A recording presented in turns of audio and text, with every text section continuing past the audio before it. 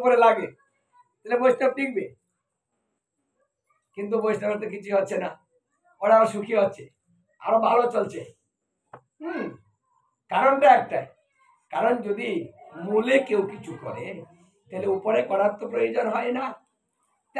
এটা হলো মূল, মানে সকলের মূল হচ্ছে আমার শ্রীকৃষ্ণ। আমরা যদি মূলে দেই তাহলে উপরে তো একাই তাজা হয়ে যায়।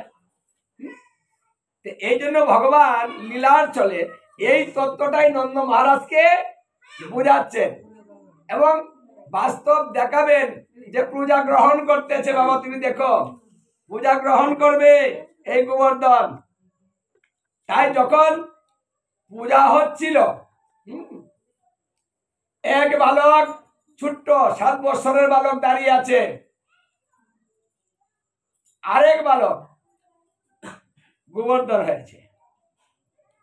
এদিকে ছোট্ট হয়ে দাঁড়িয়েছে আর ওদিকে গোবর্ধন হয়ে দাঁড়িয়েছে, মানে বিশাল সাক্ষাৎ গোবর্ধন হয়ে সেখানে পূজা গ্রহণ করেছিল। এবং তারা যা আয়োজন করেছিল সেটা সেবাও করেছিল। যারা বৃন্দাবনে যাবেন সেই যে মুখ দ্বারাতে তিনি আহার করেছিলেন, সেবাটা করেছিলেন, সেই মুখটা এখনো দর্শন করতে পারবেন। গোবর্ধনে যাবেন, যারা বৃন্দাবনে যান, আমরা গিয়েছিলাম দেখেছি, যারা যান তারাই দেখে আসেন। হ্যাঁ, মানে উনি যে সব মূলে, এটা তিনি সেই তত্ত্বটাই তার বাবাকে শিখালেন যে দেবতার পূজা নয়, তুমি মূল পূজা করো। এই জন্য এই যে আমাদের শিক্ষা, এই শিক্ষাটাও হচ্ছে তাই, যদি আমরা কোনো কিছু করতে চাই তাহলে আমরা কোন কাজ করব, কোন কাজের দ্বারাতে আমার সমস্ত কাজ নির্বাহ হবে, সেটাই হচ্ছে ভাগবত এবং গীতা। শরৎ কুমার বলেছিলেন যে যেখানে গীতা ভাগবত অধ্যয়ন হয় সেখানে তুমি উপস্থিত থেকে সবাইকে কৃপা করবে। কৃষ্ণের কাছে এই কথাটা বলেছিলেন শরৎ কুমারে, সেটা সরস্বতী গঙ্গা তীরে, যে তুমি কথা দাও যেখানে গীতা ভাগবত থাকবে সেখানে তুমি থাকবে, যেখানে উপস্থিত থাকবে সবাইকে তুমি কৃপা করবে, যে গৃহে হবে সেই গৃহে তুমি অমঙ্গল নাশ করে মঙ্গলানয়ন করবে, তুমি সেই কথাটা দাও। তখন এই সনত কুমারের কথায় শ্রীকৃষ্ণ কথা দিয়েছিলেন যে হে সনত কুমার, তুমি প্রিয় ভক্ত, তাই তুমি যে কথাটা বলেছ সেটা আমি রাখবো। আমি কথা দিলাম যেখানে ভাগবত সেখানে, যেখানে গীতা সেখানে হবে, মানে গীতা ভাগবত কলিকালে যেখানে থাকবে ভগবান শ্রীকৃষ্ণ রাধা সহ সেখানেই থাকবে, তিনি কথা দিলেন। আর যে স্থানে যে গৃহে আমার এই গীতা ভাগবত অর্চন হবে সেখানে যদি 33 কোটি দেবতা এবং অশ্বমেধ যজ্ঞ শত শত যদি করা হয়, হে সনত কুমার, আমার পূজার একবারেরও হবে না। দেখুন কত বড় একটা কথা বলেছেন, মানে শত শত অশ্বমেধ যজ্ঞ হলো, সমস্ত দেবতার পূজা হলো, তারপরেও বলছে যে গীতা ভাগবতে একবার অর্চন হলো সেটার সমান হবে না, একবারে এত হবে। এই জন্য কলিকালের জীবে এত পূজা করার সময়, অর্থ এবং মন কোনোটাই দিতে পারে না। অভাব, আমাদের মনের অভাব, টাকার অভাব, সময়ের অভাব, সবকিছুতেই অভাব। এই জন্য যে কোনো গৃহকার্য, শ্রাদ্ধ কার্য, যে কোনো কার্যের মধ্যেই গীতা অধ্যয়ন করা হয়। কেন করা হয়? কারণ এই যে ভগবান বলেছেন যে গীতা ভাগবত যেখানে অর্চন হয় সেখানে 33 কোটি দেবতা মিলেও একবারের সমান করতে পারে না। গীতা এবং ভাগবতের একটা শ্লোক, এই একটা শ্লোক যদি অধ্যয়ন করা হয় তাহলে সেখানে 4000 গুদানের ফল প্রাপ্ত হয়। তাহলে একটা শ্লোকের মূল্য কত? 4000 গুদান, একটা দুটা গুদান নয়। যদি কোনো শ্রাদ্ধ কার্যে গীতার শ্লোকগুলো অধ্যয়ন করা হয় তাহলে প্রতি শ্লোকে শ্লোকে 4000 গুদান হবে। আপনি কটা গুদান করতে পারবেন? এই কলিজীব একটা গুদান করতে পারে না। কারো মাতা পিতা যদি গত হয়, যখন গুদান করা হয় যে ষোড়শ বিধানে শ্রাদ্ধ করব, তখন যখন বলা হয় লিস্টের মধ্যে লেখা দেওয়া হয়, হ্যাঁ সমৎস গাভী, হ্যাঁ লেখা দেওয়া হলো। শ্রাদ্ধের মধ্যে যখন পূজা হয়, কই গাভী, কই গাভী তো কথা টাকা দেই ছাইড়া দেন, হ্যাঁ একটা দান করতে পারেন না। ওটা কি ভগবান জানেন না? একটা দানও করতে পারবে না এই কলিজীব, কারণ তাদের সক্ষমতা কমে যাবে। তাই ভিন্নভাবে চিন্তা করতে হবে ভগবানের। ভিন্ন চিন্তা করলেন দানটাও হবে বেশি, টাকাটাও লাগবে না। মানে একেবারে পয়সা ছাড়া একটা ধর্ম কলিহত জীবকে আমি দিয়ে দেব। সুন্দর একটা বিধান করে দিলেন, হ্যাঁ যে গীতা ভাগবত থেকে যতটি শ্লোক হবে, প্রত্যেকটা শ্লোকে শ্লোকে 4000 গুদানের ফল হবে। তাহলে আপনি তো একটাই করতে পারছেন না, তাই না? তাহলে এখানে ভগবান কৃপা করে আমাদের বিধান করে দিলেন, সুযোগ সুবিধা করে দিলেন, একটা সস্তা। কিন্তু আমরা বাঙালি কি সস্তা জিনিসের মূল্য দেই না। সস্তা হলে মনে করি ওটা ভালো না। হ্যাঁ, হরিনাম সস্তা, সস্তা না। একবার নিলে নাম যত পাপ করে, জীবের সাধ্য আছে এত পাপ করে। কথাটা তো সস্তা। কি এই কথাটা বলতে কোনো টাকা লাগে? কি কারো সাহায্য লাগে? কোথাও যেতে হয়, ইষ্টবৃত্তি করতে হয়? কিচ্ছু করতে হয় না, শুধু বললেই অ্যাকশন শুরু হয়ে যায়। হ্যাঁ, সস্তা কথা। এই জন্য এই নামের মহিমা বড় বড় জ্ঞানীরাও বুঝতে পারে না। ভারতবর্ষের বড় বড় পণ্ডিত এই নামের মহিমা বুঝতে পারেনি, তারাও তিরস্কার করত। ছোট্ট এক নিমাই কোত্থেকে এসেছে, ও কদিনের ছেলে, কিসের একটা নাম নিয়ে এসেছে, ওটা বললে বলে ধর্ম হয়ে যাবে। মানে চিৎকার, মানে এত এত পণ্ডিত শাস্ত্র করেছে, আর এখন ছোট্ট কথা দিয়ে যদি ধর্ম হয়ে যায়, তাহলে এত এত শাস্ত্র পড়ার কোনো মানে আছে? হ্যাঁ, এটা বোকা কতগুলা লোক ওই নিমার পিছনে ঘুরে আর হরিবল হরিবল হরে কৃষ্ণ বলে। বললেই হবে। মানে এইভাবে তিরস্কার করত পণ্ডিতরা, বড় বড় পণ্ডিত যারা ছিল ভারতবর্ষের তখন, আজ থেকে 500 বছর পূর্বে। তখন সস্তা কথা গেয়ে গেয়ে বেড়াচ্ছে, আর ওরা হাততালি দেয়, কি নাম নিতেছে, ওটা করলেই বলে হয়ে যাবে। হ্যাঁ, তিরস্কার করত। এত বড় পণ্ডিত, ভারতবর্ষের শ্রেষ্ঠ বড় বড় পণ্ডিত, যে পণ্ডিত গুলা বর্তমানে একটাও নেই। এত বড় পণ্ডিত কিন্তু এখনকার দিনে নেই। তারা অনর্গল শ্লোক বলতো, যাদের জিহ্বায় সরস্বতী নিজে বিরাজ করত। এরা কত বড় পণ্ডিত ছিলেন, কত বড় জানলেওয়ালা ছিলেন, তারা পর্যন্ত ভগবানের এই নামের মহিমাটা বুঝতে পারেনি। তাহলে সাধারণ মানুষটা কি করে বুঝবে? এই জন্য মহাপ্রভু বললেন, পৃথিবীতে আছে যত নগর আদি গ্রাম, সর্বত্র প্রচার করব মোর এই নাম।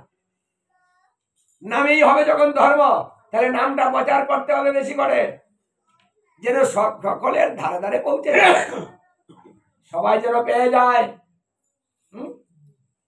এই নাম যে বলবে তারই মঙ্গল শুরু হয়ে যাবে। নাম যে বলবে সাবানের মতো দোষগুলা কেটে যাবে। নাম কিন্তু সাবানের মতো কাজ করে। দেহে ময়লা হলে, কাপড় চোপড়ে ময়লা হলে যেভাবে আমরা সাবান লাগিয়ে দিই না, পরিষ্কার করে দিই, তাই না? তা আমাদের যত পাপ জমাট বাঁধে, হ্যাঁ, পাহাড় হয়ে যায়, এই নাম করলে সেগুলা সাবানের মতো গলে পরিষ্কার করে দিয়ে দেহটাকে সুস্থ করে দেয়, হৃদয়টাকে নির্মল করে দেয়। কলিকালে নাম রূপে কৃষ্ণ অবতার, সর্বযজ্ঞ হইতে কৃষ্ণ নাম যজ্ঞ সার। মানে যত প্রকার যজ্ঞ আছে, প্রত্যেকটার মধ্যে শ্রেষ্ঠ হচ্ছে নাম যজ্ঞ। মানে সহজ কথায় ধর্ম, সহজ পূজায় ধর্ম, সহজ বসে থাকা ধর্ম, সহজ শ্রবণে ধর্ম। এই যে বসেছেন, সহজ কথা না। এখানে কি এই কষ্ট হচ্ছে? খুব আরামে বসেছেন না? শীতের রাত, খুব আরাম আছে না? এখানে শীত আছে। আচ্ছা, এখন যদি শীতের মধ্যে ওই জলের মধ্যে বসে এই গীতা পাঠ করা হতো আর জলে দাঁড়িয়ে শুনুন লাগতো, তাহলে কি করতেন? কষ্ট হতো। আচ্ছা, এই কষ্টের ধর্মটা কি আমরা করতে পারতাম? পারতাম না, কারণ এটা ভগবান জানেন। ওদেরকে যদি কষ্ট দেওয়া হয়, কষ্ট দিয়ে ধর্ম দেওয়া হয়, তাহলে কখনো তারা ধর্ম করতে পারবে না, কারণ তাদের দেহে ধারণ ক্ষমতা নেই। জলে দাঁড়িয়ে থাকবে, ওই ধর্ম ওরা করবে না। যেটা সত্য যুগে হতো, যখন তপস্যা করতো না, গরমের মধ্যে আগুন লাগিয়ে দিত চতুর্দিকে, মাঝখানে বসে আরো গরমটা বেশি লাগিয়ে দিয়ে তারা তপস্যা করত। কষ্ট যত বেশি হবে, ভগবান তত খুশি হবে। আর শীতের মধ্যে জলের মধ্যে নেমে তপস্যা করত।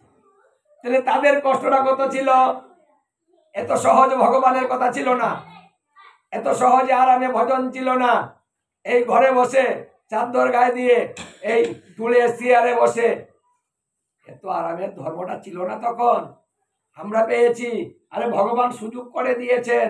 আরে জীব তো পারবে না, ওদেরকে সুযোগ না দিলে ওরা উদ্ধার হবে কি করে?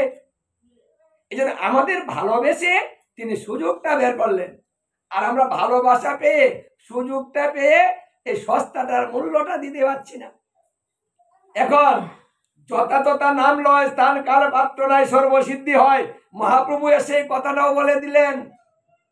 এটা সস্তা কথা, সস্তা ধর্ম, সস্তা কথা, সস্তা পূজা, সস্তা শ্রবণ, সবকিছু সস্তা। হ্যাঁ, যথাযথা নাম লয়। এখন যদি আপনি শীতের মধ্যে মানে কম্বল অথবা লেপের নিচে হরিনাম করেন, তবুও ধর্ম হবে। কি আরাম! হ্যাঁ, কি গো মায়েরা, সকালে ঘুম থেকে উঠতে মন চায়? এই শীতের মধ্যে খারাপ লাগে না?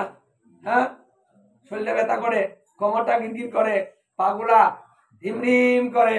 হ্যাঁ, ঠান্ডার মধ্যে পা দিতে পারি না। তাহলে ভগবান কি জানে না যে জীবের এত সমস্যা, এত সমস্যা নিয়ে ধর্ম করবে কি করে? তাই আমার ধর্মটা লেপের তলেও দিতে হবে, কম্বলের তলেও দিতে হবে। বিছনা নাই, ঘর নাই, বাড়ি নাই, রাস্তা নাই, সর্বক্ষেত্রে ধর্ম দিয়ে দিতে হবে। সুযোগ, ওই যে জ্বর উঠেছে, ওই জ্বরের মধ্যে পূজা দেয়, কারণ পূজা করার সুযোগ।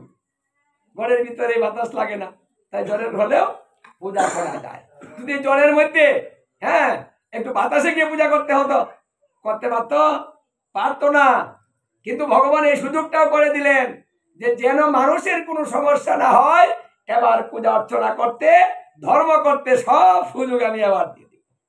তাই তিনি বললেন যে আমি আবার যে সুযোগটা দিয়েছি, এই সুযোগটা আমি আর কোনোদিন দেইনি, এই প্রথম দিলাম।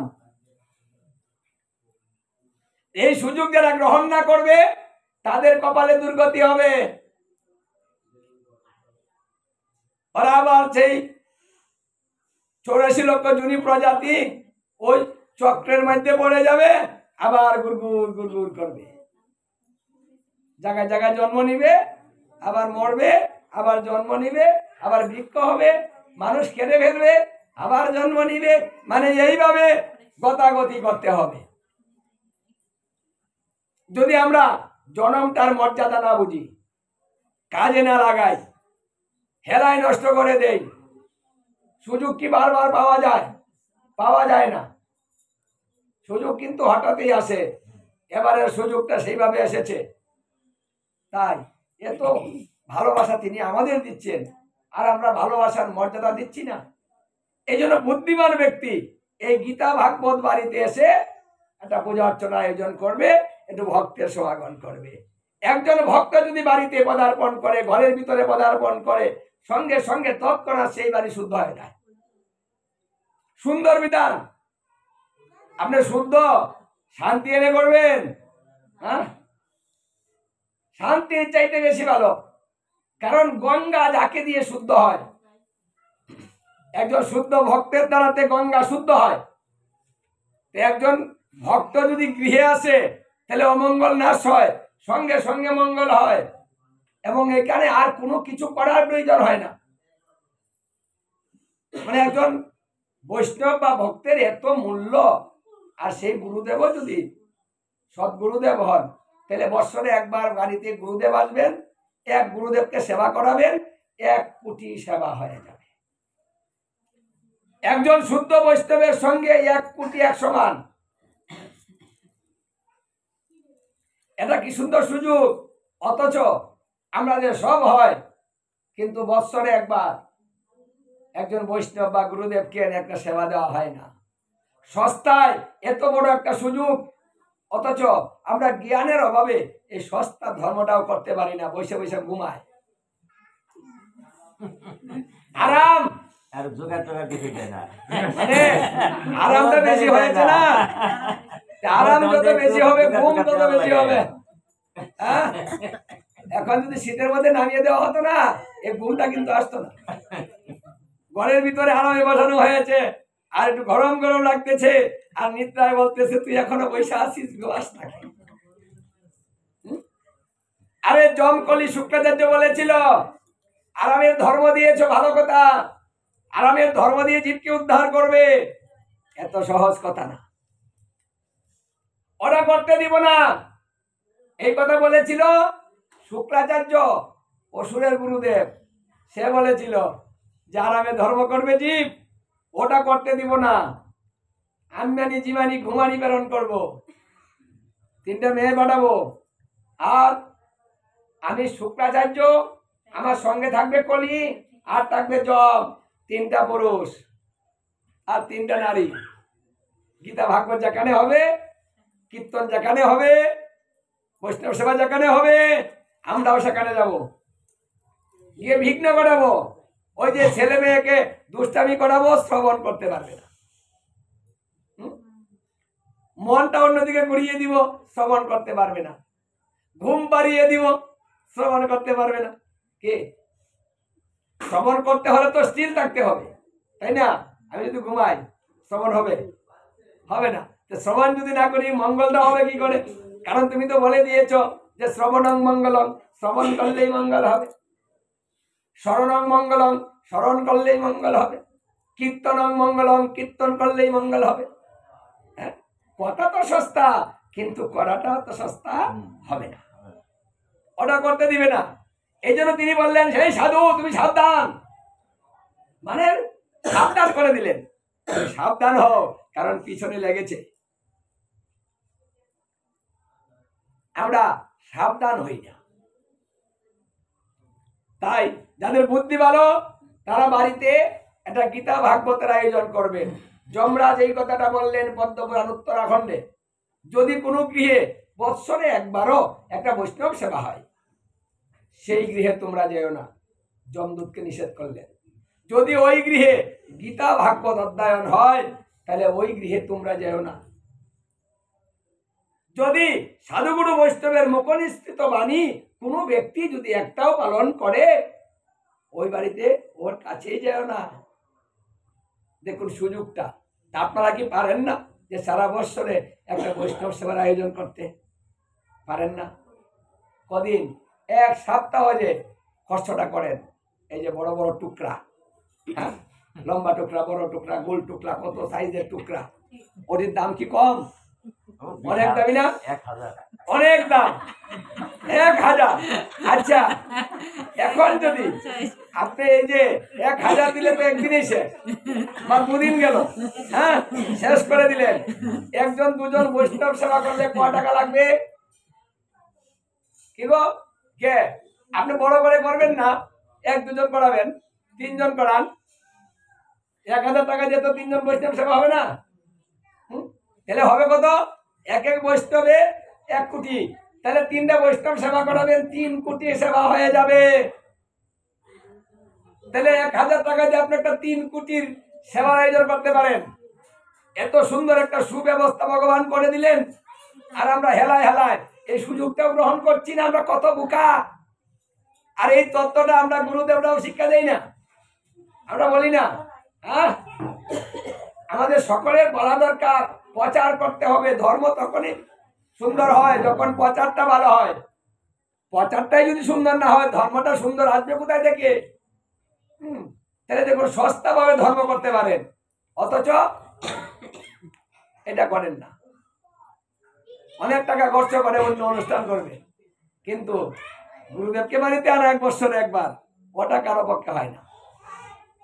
হ্যাঁ, হয় তাই না? হয় না কেন? ওই 1 লাখ গুরু আনবো, আনলে 12,000 টাকা ওষুধ। ঝামেলা তো গুরুদেব আসবে, ঝামেলা না আইলে একটা এই খাওয়া দাওয়াটা ব্যবস্থা, থাকার একটা ব্যবস্থা, হ্যাঁ, তারপরে আবার কিছু দিয়ে দিতে হবে একটা ব্যবস্থা। কেউ যদি আনে আমার বাড়িতে বিরোধী বসে যাবে, মানে আমরা কিন্তু ওই সুযোগগুলো আসে বসে থাকি।